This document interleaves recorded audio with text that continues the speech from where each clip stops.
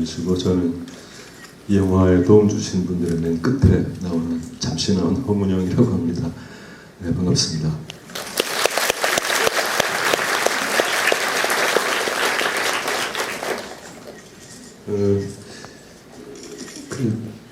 홍상수 감독님과 이제 그 대화를 하는 자리에 오면 약간 좀 어려운 점이 좀 있습니다.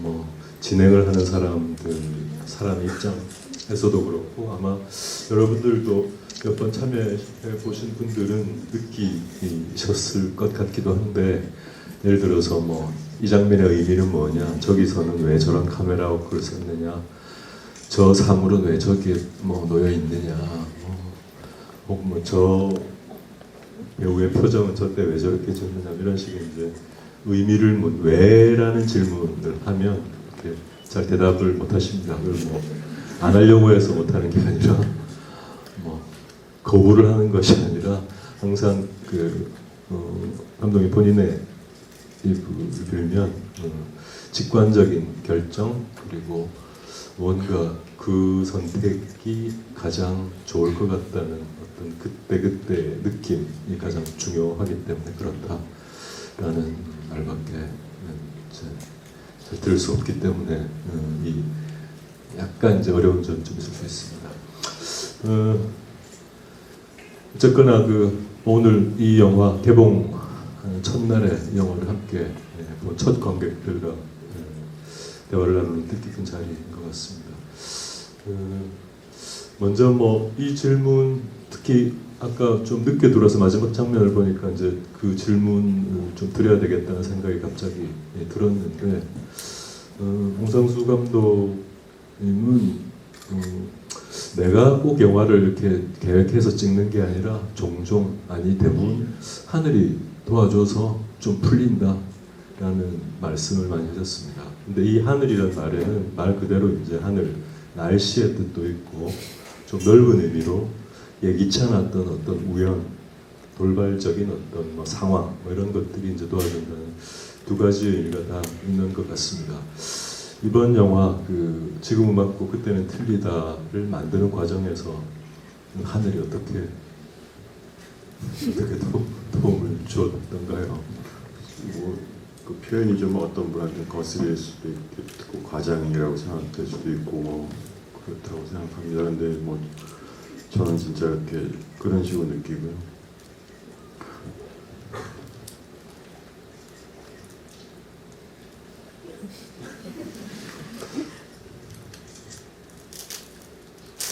제가 약간 준비해가지고 이렇게 제 이성적인 어떤 계산 이런 거에 의존을 해가지고 뭐 이렇게 플랜해가지고 이렇게 찍으면 이런 효과가 나오겠지 하고 미리 생각을 정리하고 시작하거나 그런 식이 아니거든요. 어떤 조각들이 맨 처음에 정해질 때부터 굉장히 어떻게 보면 무책임하다고 볼 수도 있는데 제 직감 같은 거 믿고서 얘가 왔는데 맞는 느낌이다 그러면 이렇게 붙잡고 또 그거에 연이어지는 것 그렇게 붙잡고 해서 만들어요. 그래서 그게 점점 심해져 지금 굉장히 많이 그러는 편인데, 영화의 거의 중요한 결정들이 다 그런 식으로 이루어지고 배우 선택부터 시작해서 이야기 진행, 결말, 작은 디테일들 많은 것들이 다 그렇게 이루어지기 때문에 그런 것들을 하는 마음가짐 속에서는 지금 말한 하늘이 도와준다 그런 표현이 자연스럽게 일어나요. 그러니까 뭔가 이렇게 맡겨놓고 하는 느낌 같은 게 있고 일어나는 거에 대해서 굉장히 제가 뭔가 이렇게 정하고 추구하고 가는 게 아니라 일어나는 것들에 대해서 제가 나름대로 순수하게 반응하는 태도 같은 게 있거든요. 그래서 뭐가 일어났을 때마다 그에 되게 혼자 속을 좋아하고 놀래고 뭐 이런 식이 계속돼요. 영화 찍으면서 어떨 땐 표현 안 하고 어떨 땐 너무 좋아서 약간 표현하기도 하고 그러는데 그런 게 계속 일어나요. 그러니까 뭐 어떤 정말 수없이 많이 일어나서 뭐라고 얘기할 수도 없고, 그러니까 뭐 배우를 정했는데 아무 생각도 없었는데 어떤 대사를 썼더니 그 배우가 원래 그런 연관된 일을 옛날에 했었다 이렇게 그런 거 있잖아요. 그런 게 수도 없이 일어나고 뭐 어떤 가게에 갔는데 뭐 이런 거 막연히 기대하지도 않고 있었는데 딱 그게 일어났는데 찍다 보니까 그거랑 딱 맞아떨어지고 이런 것들 있잖아요. 너무 많이 일어나고 뭐 결말도 생각 안 하고 찍는데 끝에 가면 하여튼 어느 정도 마음에 드는 결말도 항상 있었고 그런 것도 그래서 그냥 이제 그 만드는 마음의 태도가 그런 우연 같은 거에 너무 많이 열려 있다고 그러나 의존한다고 그러기 때문에 그래서 그런 말들을 자주 하는 것 같고요. 끝에 아까 말씀하신 것처럼 그 눈 오는 장면으로 끝이 나잖아요. 근데 그날 저희 아침에 쓸 때 저희가 너무 게을러가지고 일기예보도 안 보고 나오거든요. 원래 보고 오기로 되어 있는데 그 연출부 하는 친구가 안 보고 나왔어요. 눈이 오는지 뭐 아무 상관도 안 하고 그냥 나왔는데 그 썼던 그 원래 내용은 그 극장에서 두 사람이 만나고 다음에 정재영 씨가 혼자서 이렇게 그 일부의 끝처럼 이게 가는 거를 써놨었거든요. 그런데 거기서 왜 정재영 씨랑 김민 씨 만나는 장면 있잖아요. 극장 들어가기 직전에 그거 찍으려고 하고 있는데 이렇게 눈이 막 흩날리더라고요. 갑자기 그래서 너무 이상하다 좋다 그러고 신나서 빨리 이 흩날리니까 끝일 것 같더라고요. 그래서 막 빨리 찍었죠. 그래서 잘 됐다 이거라도 너무 고맙다 그러고 찍고서 점심을 빨리 먹어야 되니까 도시락 준비해서 그 건물 안에 극장에서인가 아니 극장 옆에 어떤 방에서 점심을 빨리 먹고 제가 빨리 나왔어요. 먼저 좀 생각 좀 하려고. 근데 그 사이가 한 30분뿐이 안 되는데 보신 것처럼 눈이 와 있더라고요. 그 너무 짧은 시간에 눈이 너무 많이 와가지고 정재영 씨가 그 잠깐 나갔다 들어갔다 나오는 그 영화적 시간 있잖아요. 그게 길게 잡아야 1분도 안 되는데 그 사이에 눈이 이렇게 쌓이는 걸 그러니까 말이 안 되잖아요. 그죠? 그러니까 하늘이 그렇게 하라고 하는 것 같더라고요. 그래서 난 너무 기분 좋게 바로 생각 바꿔가지고 빨리들 나오라고 그래가지고 민희 씨가 가는 걸로 끝장을 만든 거거든요. 근데 그런 일이 너무 자주 일어나고 하여튼 그게 제가 만드는 방식입니다. 네. 여담입니다만은 이제 홍 감독님이 이제 하늘이 도와서 뭐 좀 풀렸다 이런 말을 이제 종종 이제 하시니까 사석에서 그 후배 감독 하나가 그 하늘 나한테 좀 빌려주라 이런 얘기를 한 적도 있습니다. 근데 그 뭐 이 질문은 뭐 길게 대답 안 하셔도 뭐 좋겠습니다만 하늘이 도와줄 때 그 도움을 받기 위해서는 도움 받는 사람의 어떤 뭐랄까 자세랄까 준비 같은 것도 좀 필요한 거 아닐까요? 저는 그렇게 생각합니다. 이상한 얘기가 되는 것 같은데 하나는 마음의 태도고요. 그 기본적인 마음의 태도가 전 그런 거 좀 믿거든요. 마음이 진짜로 이렇게 이걸 뭘 해가지고 영화 찍어서 뭐 이 영화 찍은 것 때문에 막 돈을 벌고 영화 찍은 것 때문에 유명해지고 이런 생각 할 수 있잖아요. 사람이면 다 하죠. 근데 그걸 최소한으로 하고 그게 절대 중심에 안 있게 하고 끝까지 그런 생각 안 하고 만드는 거 그냥 주어진 기회 속에서 영화란 매체를 갖고 내가 할 수 있는 제일 순수하고 어려운 일 하겠다 이 마음으로 하거든요. 매번 그게 뭔가 그냥 있는 것 같아요. 그리고 뭐 또 세부적인 거는 머리 쓰는 방식 같은 건데 그건 뭐 너무 긴 얘기.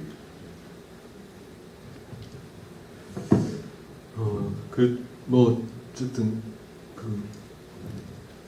좀 불안을 견디고 모험에 몸을 맡기는 어떤 그 기본적인 태도가 없이는 좀 힘든 것 같습니다. 계획을 안 하면 굉장히 불안해지기 때문에 인생 사는 것도 마찬가지지만 근데 이제 이 홍상수 감독의 영화는 아마도 이제 그 관객들의 그 반응이 가장 다양한 어떤 영화인 것 같습니다.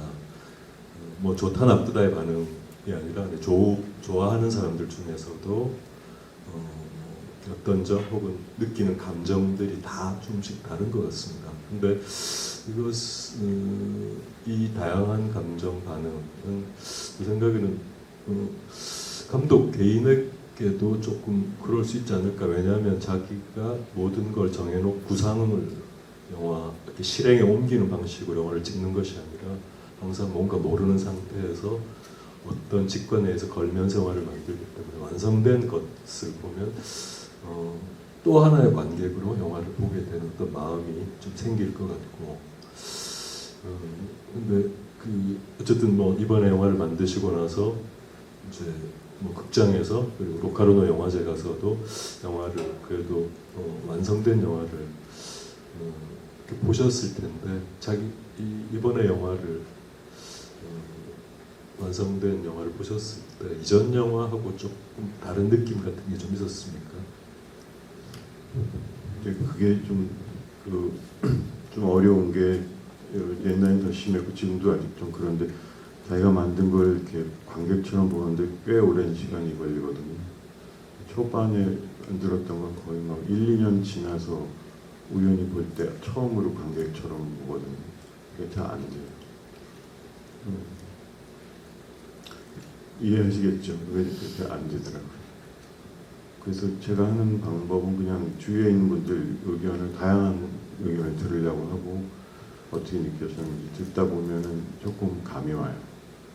이 영화가 전 영화하고 좀 다르게 느껴지나 보다. 이러면 뭐 이런 사람은 이렇게 느끼고 저렇게 생긴 사람은 저렇게 느끼고 이런 거 자꾸 받아들여요. 그래서 그걸 좀 뭐 한 달, 두 달 이렇게 조금씩 하다 보면 그 영화에 대한 느낌 같은 게 이거 만들어지고요. 요새는 조금 달라진 게 전보다는 빨리 그 관객으로 보는 시간이 다가오더라고요. 그래서 어떤 부분 같은 건 지금도 영화 볼 때 이렇게 확 빠져서 보고 그렇게 되더라고요. 며칠 전에 그 시사회 했었거든요. 이제 그 시사회 맨 뒤에 앉아서 봤는데 좀 재밌게 봤어요. 신기하더라고요. 저도 여기 턱 개고 끝까지 재밌게 봤어요. 좀 특별한 영화입니다. 그냥 뭐 제가 몇 가지 들은 이야기들 수렴해서 그걸 종합해서 얘기하는 건 좀 의미가 없는 것 같고요.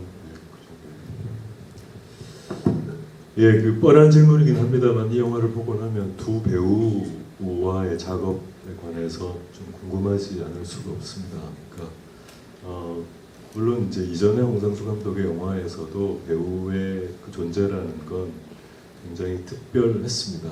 그러니까 배우하고 교감을 하고 같이 촬영을 하면서 받은 느낌으로 아예 그냥 이야기의 그 행로 자체가 바뀌는 경우도 꽤 있었습니다. 근데 이번 영화 지금 갖고 볼 때는 틀리다를 보면 이전 작들보다 훨씬 더 배우들이 만들어내는 어떤 기운, 힘 이런 게 훨씬 더 크다라는 느낌을 가지게 됐습니다. 뭐 평가라는 측면에서 말고 이 두 배우가 가지고 있는 이 배우 받은 어떤 좋은 기운의 내용, 감흥 이런 것이 있으면 느낌, 인상 포함해서 정재영과 김민희라는 이 두 배우에 대해서 처음 가졌던 느낌, 그리고 작업하면서 또 가지게 된 좀 또 다른 느낌 이런 게 있으시면 좀 말씀해 주시죠. 그런 거 가끔 이제 물어보는데 사람들이 저거 잘 못해요. 저도 생각을 해봤는데 그게 되게 말이 투박하고 아마 더 중요한 이유는 그렇게 생각하려고 하지 않는 것 같아요. 제가. 그러니까 그분 예를 들어서 뭐 김민희 씨 만났을 때 제 느낌이 있었을 거 아닙니까? 근데 그거를 말을 이렇게 조근조근 정리하는 거 있잖아요. 그걸 제가 안 해요. 그거가 하면 뭐 이렇게 축소되면서 이렇게 안정된 것 같은 거 있잖아요. 그 사람한테 정리하는 순간 정교하려고 노력을 해도 그게 말로 이렇게 말과 말 사이에 또 논리를 의식하게 되고 내가 뭔가 해석하고 뭔가 이해할 수 있는 존재로 만들려고 하고 이런 걸 하잖아요, 사람들이. 그러니까 그러다 보면 그 사람에 대해서 축소하게 되고 그게 이제 일단 말로 이렇게 그럴듯해지면 그럴듯해질수록 제가 그거에 이렇게 갇혀요. 그래서 그런 정리 같은 거를 거의 안 하고요. 억지로 남들 물어보니까 그 사람 되게 착한 것 같아요. 그 사람 되게 머리 좋아요. 뭐 말이 하나도 안 거슬려요. 그 정도만 해요. 아주 그냥 아주 표피해서 딱 왔다던 거 있잖아요. 그것만 하고 안으로 들어가서 그 사람을 뭐 분석을 한다든가 이런 거 절대 안 하려고 하는 거예요. 그 하는 순간 그게 뭔가 깨지는 것 같고 아까 말씀드린 그런 제 하는 방식 있잖아요. 그 왜 툭툭 튀어나오는 거 계속 받아들여야 되는데 그게 깨져버릴 것 같더라고요. 그래서 정리를 일부러 안 하고요. 그러니까 할 말이 없고 그 다음에 이제 저는 뭐 흔히 하는 말이지만 제가 영화에서 이렇게 하여튼 그 배우들과 협조를 통해서 만들어낸 이게 제가 그 다음에 느낀 가장 정직한 반응이고 표현이라고 생각하기 때문에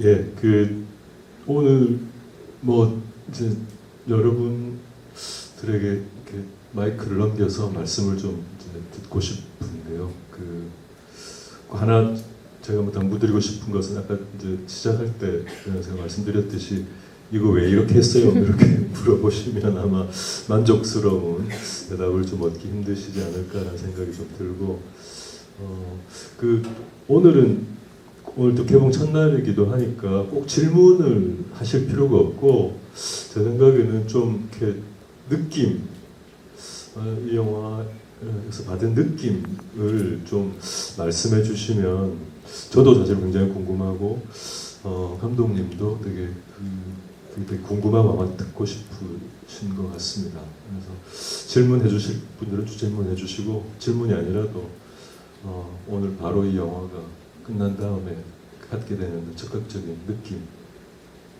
소감, 인상 뭐 이런 거 자유롭게 말씀해 주셔도 좋을 것 같습니다.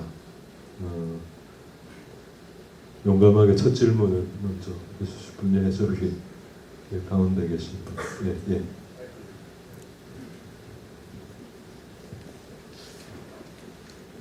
안녕하세요. 저는 박지원이고 감독님의 그 가이드라인에 의해서 살고 있는 감독님의 한마디에 의해서 제가 인생을 좀 이 땅바닥에 인생을 붙이고 살고 있거든요.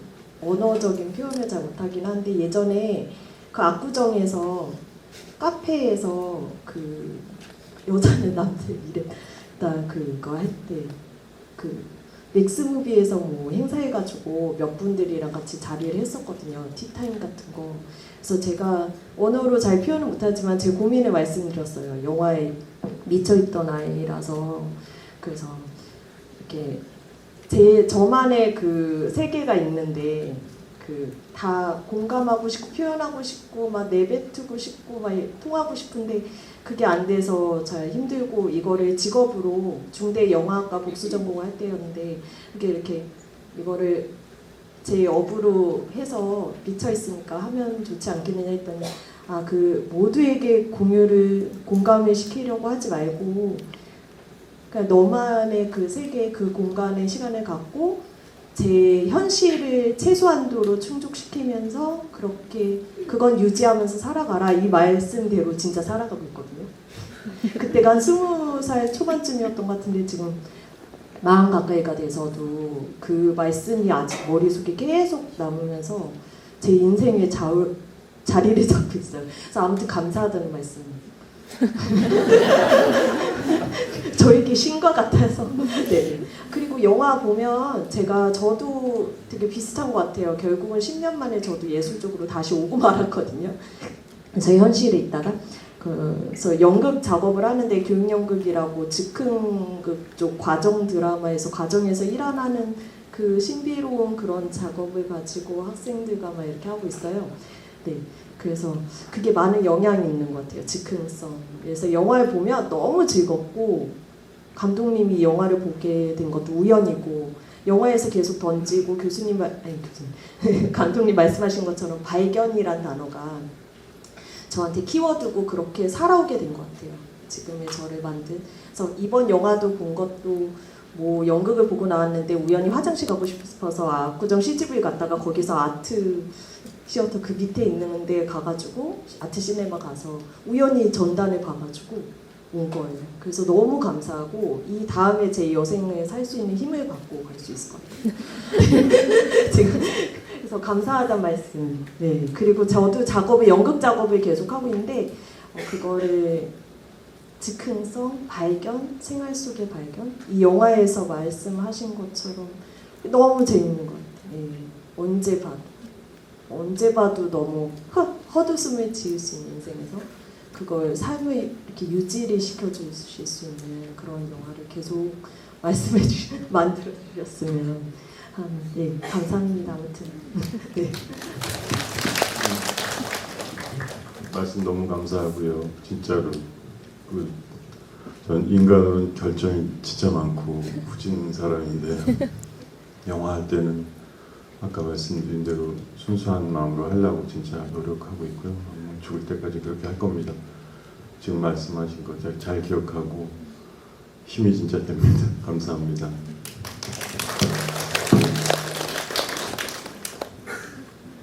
예, 아까 중간에 옆에 여기 넷째 줄에 계신 분.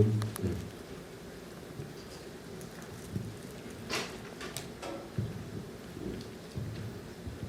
저는 두 가지 질문 드리고 싶은데요. 먼저 좋아하시는 회화 작가, 페인터 궁금하고요. 또 의상을 지정해 주실 때 스타일을 이렇게 지정을 해 주시는지 아니면 뭐 색깔이나 이런 거를 따로 지정을 해 주시는지 궁금해서 질문 드리고 싶어요. 화가는 제가 세잔느 아세요? 네. 네, 세잔느라는 분을 너무너무 좋아하고요. 제가 27대인가 처음으로 그분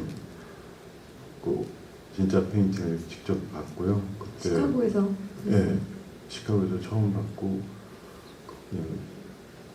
그냥 너무 좋더라고요. 그래서 그 앞에서 그냥 좀 서 있었는데 그때 제 속에서 그런 말이 그냥 나왔어요. 이거면 됐다 이렇게 생각했을 거예요.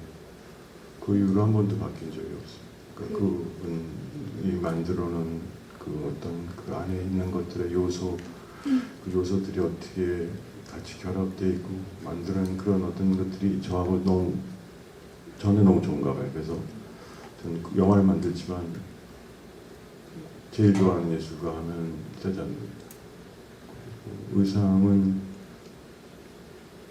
그냥 저는 거의 다 한 95%의 의상 영화에 나오는 의상 다 배우분들 직접 입으시는 옷들이에요.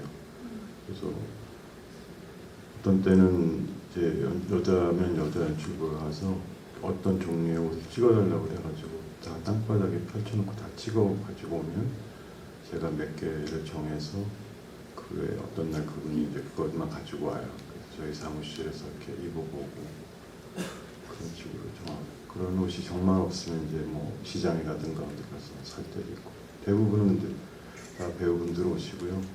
여기 김민희 씨가 입은 옷은 그때 원래 정해놓은 게 있었는데 김민희 씨 옷이 근데 화실에 가서 그림 그리는 거 한번 좀 구경하고 배워야 되니까 갔는데 그때 그 화실 빌려준 화가분이 있었거든요. 여자분.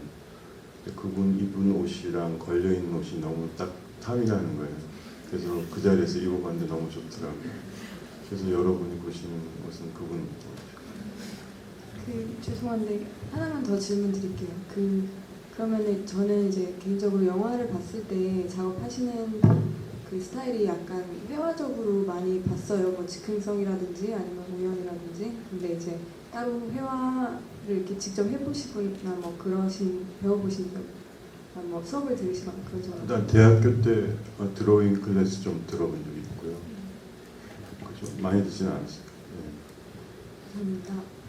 예, 그 홍수 감독님의 영화를 보시면 다른 영화에는 있는 지금 홍성수 감독의 영화에는 없는 크레딧들이 되게 많이 있습니다. 그러니까 물론 이제 뭐 요즘 웬만한 영화 시작하면 뭐 제작 투자, 제작 책임, 뭐 제작 총괄, 뭐 투자 기획, 뭐 이런 갖가지 뭐 이런 것도 당연히 없지만 미술이 없습니다. 의상도 없습니다.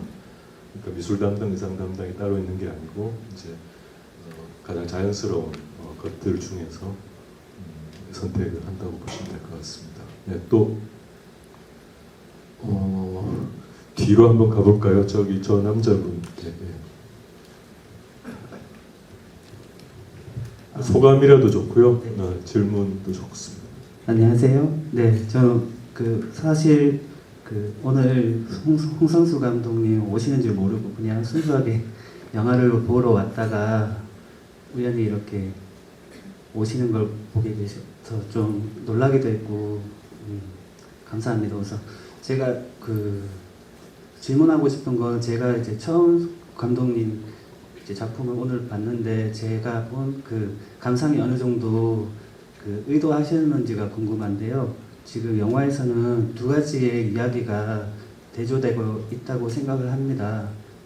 우선은 두 가지 이야기 전부 다가 남녀 간의 어떤 성적 욕망이 기본 베이스로 그 욕망을 풀어가는 과정이 대비가 되고 있다고 느껴지는데요.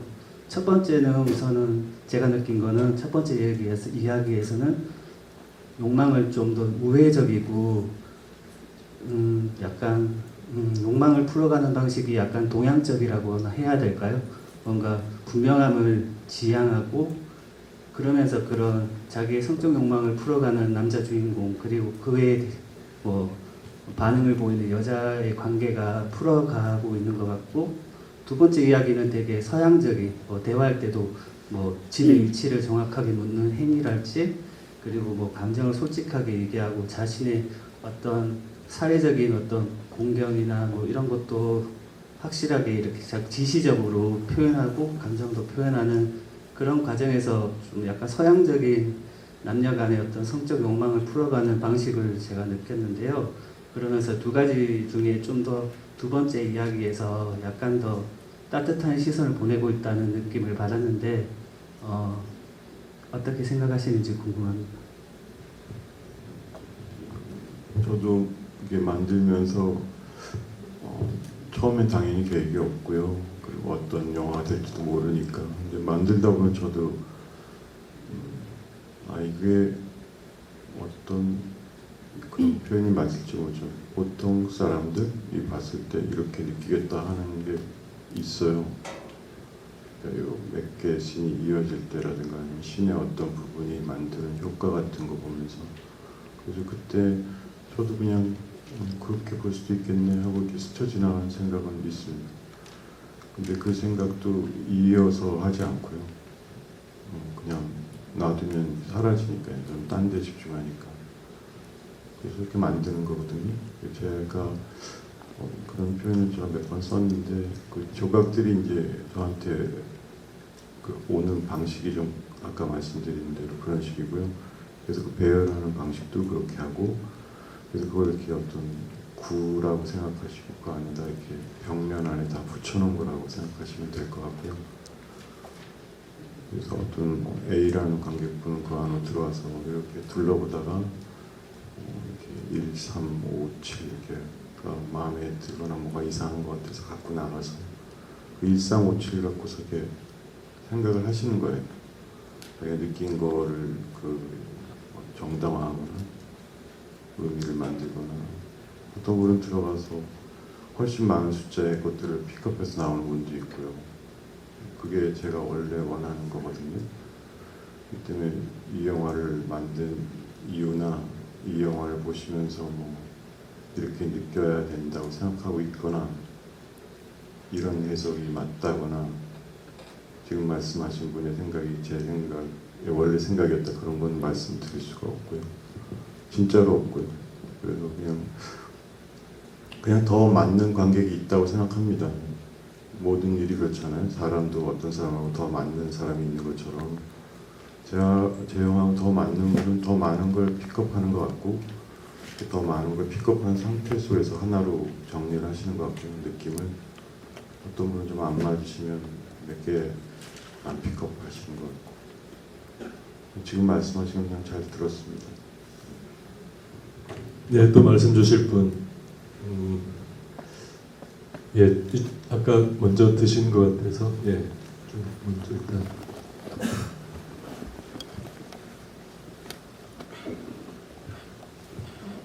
대사에 관해서 여쭐 것이 있습니다. 그 1부의 초반에 찻집 장면에서 정재영 씨가 알 것 같아요, 알 것 같아요 라는 대사를 굉장히 많이 반복을 한다고 느꼈습니다. 그런데 개인적으로는 그 대사가 1부에서 정재영 씨의 캐릭터를 어느 정도 많이 반영을 하고 함축을 하고 있다고 생각을 했는데 혹시 이 대사가 배우의 언어 습관이 반영된 것인지 아니면은 감독님께서 그냥 순수하게 쓰신 것인지 그 중간 어디인지 궁금합니다. 기억은 안 나는데 기억이 좋지 않네요. 제가 대사 쓸 때 이 대사가 저 배우가 쓰던 말투지하고 기억하는 경우는 아주 가끔이고요. 그냥 저하고 그 사람하고 그 시간이랑 상황 쓸 때 막 섞여 있어요. 그래서 제가 어디서 뭐가 이렇게 튀어나오는지 진짜로 그 소스가 너무 좀 광범위하거든요. 제가 국민학교 때 생각한 것도 갑자기 튀어나오고 뭐 1년 전에 들은 대화도 튀어나오고 어저께 제가 생각한 것도 튀어나오고 배우가 일주일 전에 한 농담도 생각이 나고 그게 다 뒤섞이는 거거든요. 아침에 쓸 때.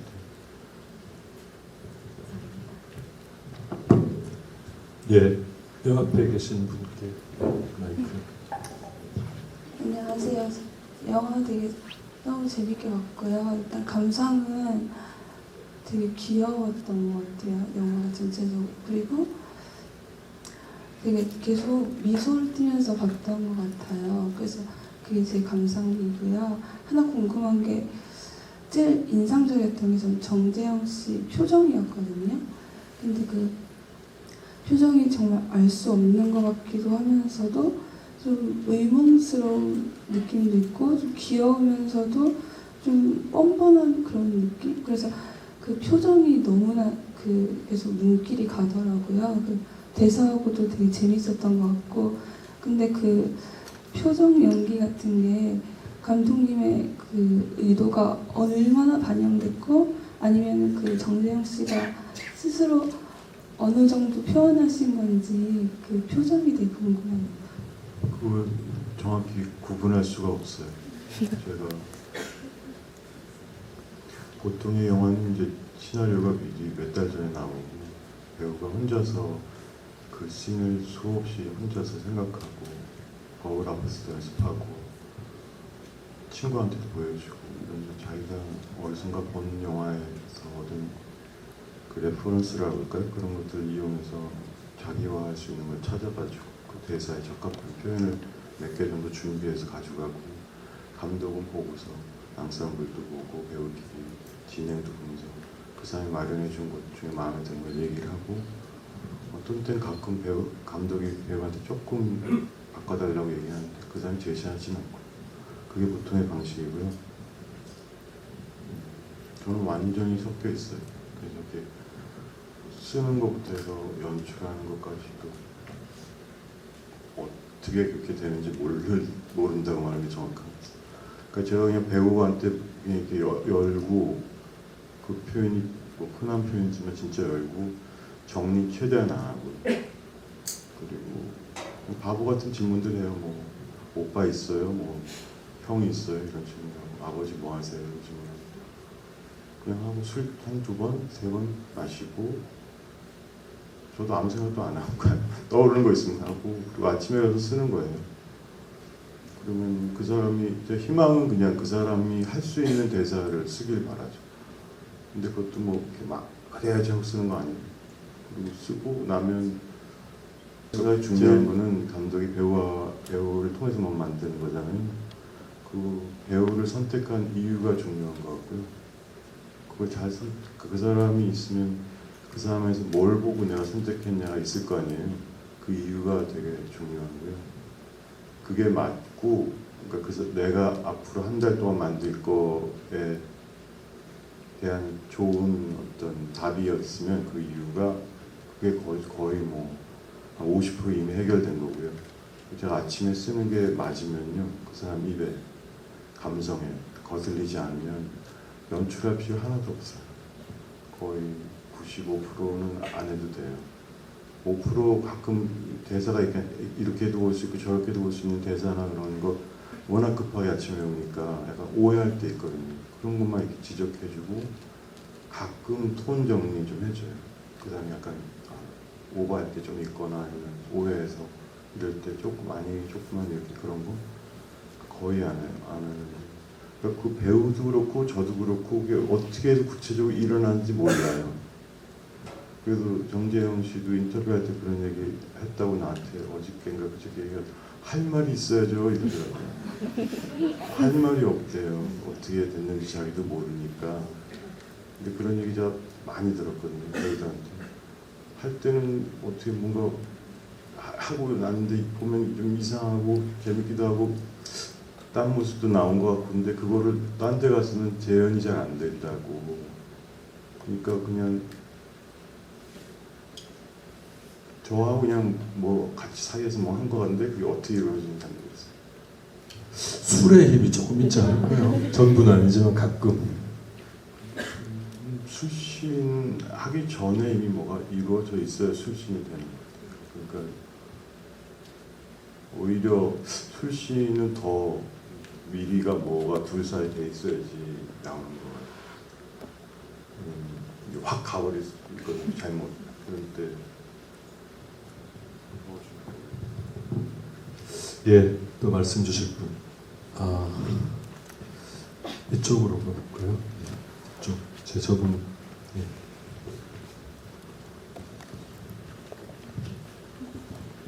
안녕하세요. 저 이제 처음으로 감독님 영화 극장에서 보게 돼서 정말 영광이었고요.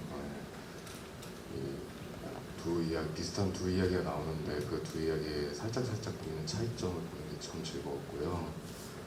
이거는 질문이 하나 있는데요. 이거는 영화와 관계없이 그 감독님 본인께 지금은 맞고 그때는 틀린 게 무엇인지 궁금합니다.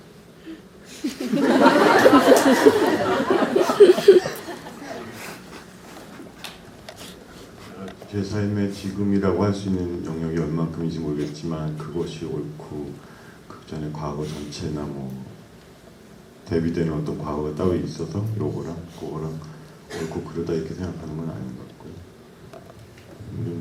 이 영화가 1부보다 2부에서 인물들이 한 행동이 어떻게 보면 좀 개선된 모습 같은 게 보이거나 좀 더 솔직한 게 보이니까 그냥 그런 식으로 후회라고 그럴까 반성이라고 할까 이런 식으로 볼 수 있을 것 같아요. 충분히 그렇게 생각할 수 있고요. 그래서 지금이 맞고 그때 틀리다라고 생각할 수 있는 것 같고 근데 제가 그냥 또 생각하는 거 어떻게 보면 더 중요하게 생각하는 건 지금은 꼭 그런 과거에 대한 모임이 아니라 제가 생각한 과거는 지금 제가 말한 것도 과거가 되어버렸잖아요. 그 기억에 의존해서 세상을 보는 거, 네. 그러니까 어떤 기억이라는 게 제시하는 틀들 있잖아요. 여기에서 보는 거 하고 그 틀이 좀 약해지고 그래서 이렇게 틀 좀 없이 이렇게 볼 때가 있잖아요. 어떤 사람에 대해서 선입견이 없이 볼 때 있잖아요. 가끔 보통은 다 있잖아요. 그게 싹 벗어났을 때 뭔가 그 사람 앞에서 확 느껴지는 거 있잖아요. 그게 일단 되게 좋거든요. 거기에 뭔가 이렇게 그걸 하여튼 굉장히 그걸 좋아해요. 저 이 사회에 살면서 정말 도저히 어떻게 풀려날 수 없는 미로 같은 그 엄청난 거미줄 같은 게 제 안에 있잖아요. 모든 행동이든 뭐든 간에 다 이렇게 볼 때마다 이미 남이 만들어준 틀 때문에 힘들거든요. 뭐 가끔 그것 때문에 즐기는 것 같지만 사실 힘들고 사실은 힘든 것 같고 그런 짓거리가 근데 사람으로 이 사회에서 자라났으니까 어떻게 할 수가 없어요. 근데 어떤 중요한 만남, 어떤 중요한 만남이랄까, 사람이랄까, 제가 그날 또 힘이 좀 좋거나 그럴 때는 그 틀 없이 확 보고 싶어해요. 그거를 조금만이라도 느끼면 그게 세상에서 이렇게 흔히 말하는 어떤 무슨 위로나 이런 거하고 비교도 안 되는 어떤 두려움 없는 상태 같은 걸 만들어 주거든요. 그래서 그걸 좀 되게 즐기고 찾고, 제 산책할 때도 그냥 이렇게 길 앞에 이렇게 걸어가는 길을 이렇게 생각 없이 보려고 그래요. 그러면 그 산책로가 이렇게 햇빛이 이렇게 떨어지는 아침 산책로가 그냥 내가 과장한다고 생각하시겠네. 얘기할게요. 그냥 이게 다라는 생각이 들어요. 시간도 없고 공간이 이거 외에 뭐 딴 것이 있고 이런 게 아니라 그냥 이게 다라는 느낌이 오거든요. 그래서 전 전체는 없다 이런 제가 생각하는 말이 있어요. 어떤 종류의 전체도 있을 수가 없는데 인간만이 그 관념적으로 전체를 항상 상정하고 생각하거든요. 우주의 끝, 시간의 시작, 공간의 끝, 시작, 모든 관념이 존재하는 게 전체라는 게 있다. 그런 게 없어져 버린다거나 전체가. 그래서 그 경험이 되게 좋아요. 근데 그런 건 이제 사람이 없을 때니까 쉽거든요. 그나마. 근데 사람을 쳐다볼 때 하는 건 진짜 어려워요. 그리고 특히 그 사람이 날 쳐다볼 때 하는 건 더 어렵고, 그 사람하고 나와 관계가 심각하고 짙을수록 더 어려워요. 근데 그게 진짜 재밌어요. 거기서 이제 요만큼이라도 벗어나서 뭘 느끼면 어떤 위로보다 큰 위로가 안에 들어와서 이렇게 나를 해줘요. 선진을 해주죠, 뭐. 충분히 됐습니다.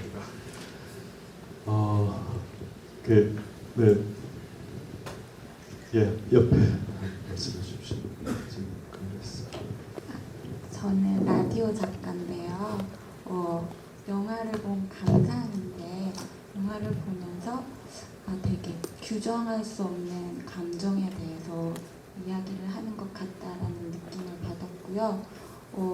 이렇게 어떤 감정이 이렇게 안으로 들어오면 이게 옳은 감정이다, 그른 감정이다 이렇게 본능적으로 생각을 하게 되는데 되게 분명 규정할 수 없는 감정도 분명 있긴 있거든요. 근데 그런 감정들이 김희희 씨 아까 대사 중에 뭐 고마워요 이런 이야기를 했는데 그 감정 규정할 수 없어도 고맙고 좋은 거다 약간 이런 식의 메시지를 받아서 저는 되게 그런 부분이 위안이 됐거든요. 네, 그리고 영화를 보면서 되게 느낀 게 뭔가 되게 일어날 것 같은, 일이 일어날 것 같은 그런 어떤 긴장감 같은 게 드는 거예요. 근데 제가 레이몬드 카보라는 작가를 좋아하는데 그 작가의 단편을 보면서도 약간 그런 느낌을 받아서 되게 홍상수 감독님이 그 작가를 좋아하시는지 모르겠지만 약간 좀 비슷한 느낌을, 비슷하다기보다는 결이 이렇게 약간 좀 좋았습니다. 네. 감사합니다. 그냥 뭐 한마디 해야 될 것 같으니까. 그 감정을 규정할 수 없는 건 그 감정의 변화가 너무 자주 빈도가 변화가 많고 그게 계속 섞여 있기 때문에. 그런데 그 하나하나 억지로 얘기하면 감정은 다 색깔이 있는데 그 색깔이 계속 변하는 거잖아요. 우리가 그렇잖아요.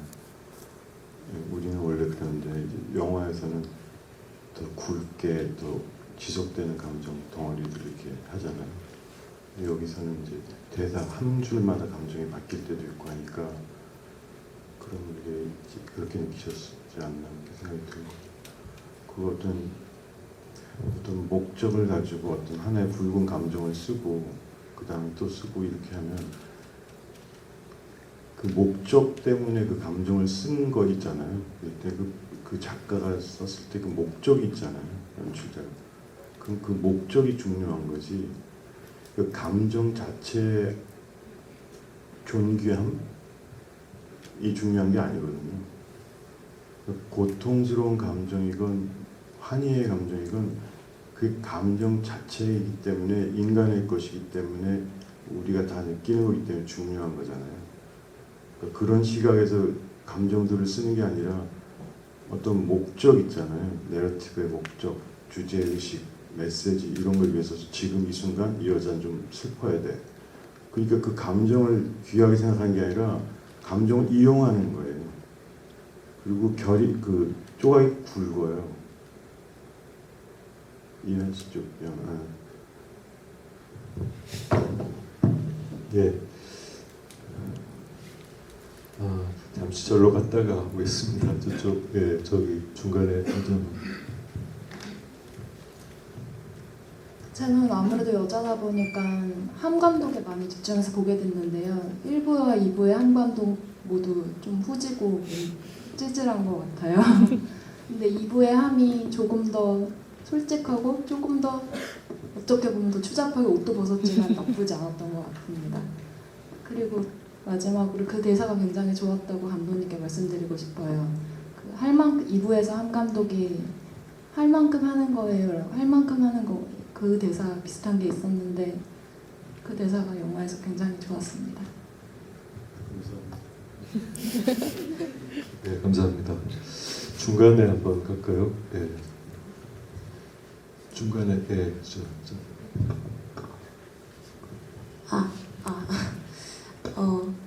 갑자기 받으니까 머릿속이 새하얘져가지고 네, 그럼 저 영화 잘 봤습니다. 소감을 먼저 말씀을 드리면 저는 항상 감독님 영화를 보면서 좀 남성의 시각에서 많이 그려진 영화라고 생각을 하면서 봐요.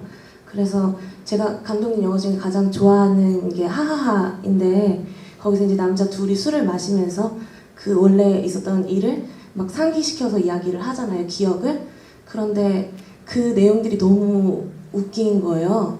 그리고 제가 거기서 가장 감명 깊었던 게 문소리 씨가 갈대를 막 가지고 와서 호텔 앞에서 막 때리는 장면이 있는데 저는 여자니까 그 장면이 너무 공감이 가는데 그거를 그 씬으로만 딱 표현을 하신 게 진짜 남자들은 이해가 안 될 수도 있는데 난 너무 공감이 된다. 약간 이러면서 봤거든요. 그래서 그런 시각에서 좀 다른 시각을 볼 수 있는 그런 영화라고 저는 생각을 해요. 그래서 다른 나라에서도 좀 그랬고 자유한독에서는 이제 아예 뭐 외국인을 바라보는 우리의 뭐 약간 이런 모습을 새로운 모습을 발견하는 약간 이런 식으로 봤는데 이번 영화에서도 약간 되게 공감이 많이 갔던 게 다시 원래 있던 사건을 다시 재구성한다라는 생각으로 저는 봤거든요. 그런데 김민희 씨가 그 결혼했다는 얘기를 한 감독이 결혼했다는 얘기를 딱 첫 1부에서 들을 때는 그 표정을 막 엄청 잡아주시다가 다음번에는 결혼했다는 사실을 스시집에서 하는 걸로 하시는 그게 여자 입장에서 굉장히 웃겼어요. 좀 공감이 많이 갔고 그래서 그런 부분들이 참 재밌다고 느끼고 있고 항상 저는 항상 그리고 궁금한 거를 말씀드리자면 그 감독님이 가장 부끄럽고 치욕스러웠던 순간은 언제일까라는 생각이 항상 좀 들을 때가 있어요. 왜냐면 많은 작품들에서 지식인들의 약간 그런 부끄러운 모습들이 많이 드러났던 것 같아요. 그래서 감독들도 많이 나오고 그래서 소설가도 나오고 이러니까 그래서 좀 말로 하면 좀 달라질 수도 있겠지만 어떤 그런 거 치욕스러운 부끄러운 게 무엇일지 좀 궁금합니다. 뭐 일상적으로 부끄러운 게 꽤 많고요. 매일 조금씩 숨기고 싶은 것도 있고 나중에 얘기하고 싶은 것도 있고 절대 얘기 안 할 것 같은 것도 있고 그걸 일상에서도 매일 여러 번 느끼고요. 그리고 뭐 인생 전체를 봤을 때 정말 일어나면 안 됐을 일 같은 것도 있고 근데 그건 얘기 안 하고 어떤 사람한테 얘기했지만 그런 것도 있고 근데 뭐 어떻게 할 수가 없는 거죠. 이미 일어났고 좀 뭐 그런 것도 있고 그 사람이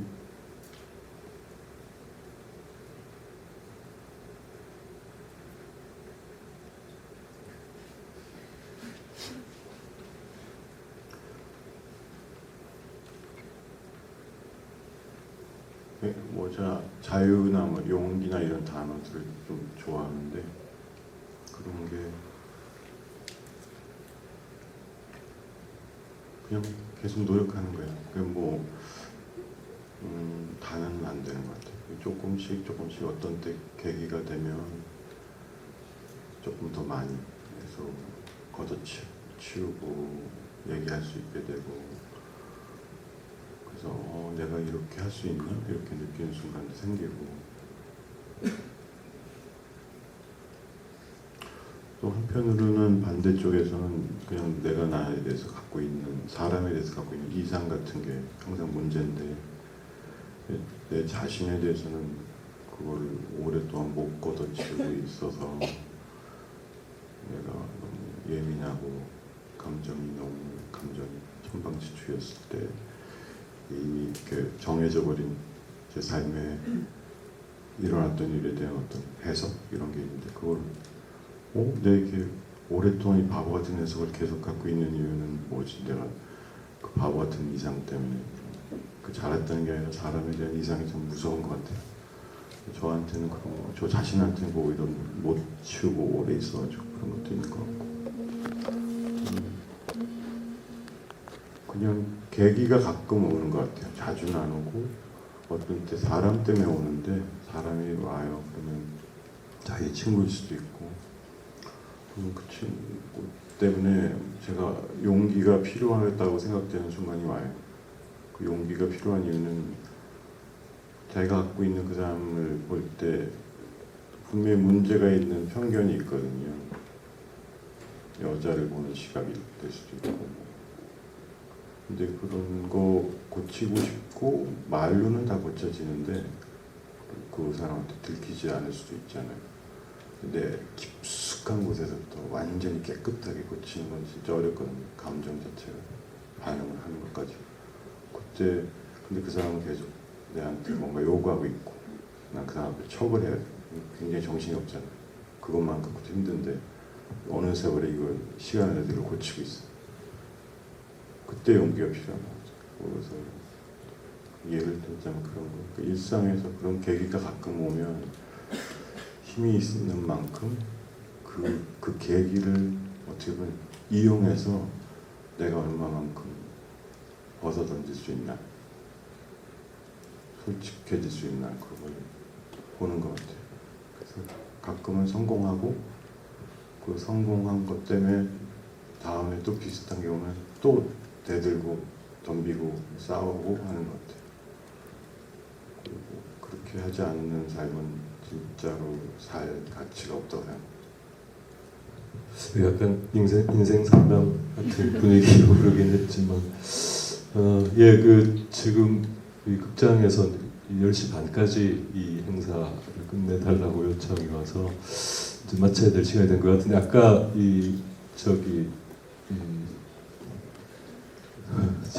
저분이 되게 열심히 서는 저분은 마지막으로 좀 짧게 한 말씀만 주시면 감사하겠습니다. 짧게 부탁드립니다.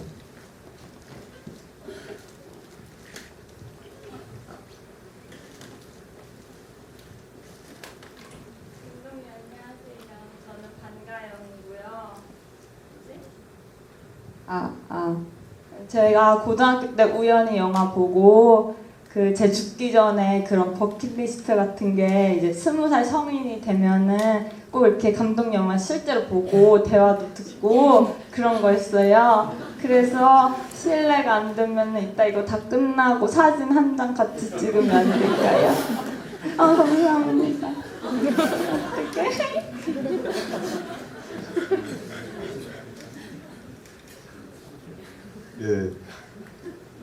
됐습니까?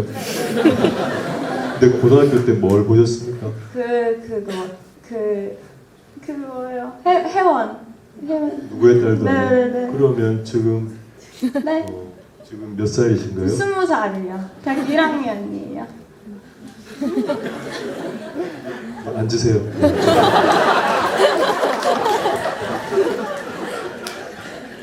한 말씀 해주시고 마치도록 하죠. 네, 더 여러분 말씀 듣고 싶은데 시간이 없어서 섭섭하고요. 영화 보러 이렇게 와주셔서 진짜 감사하고요.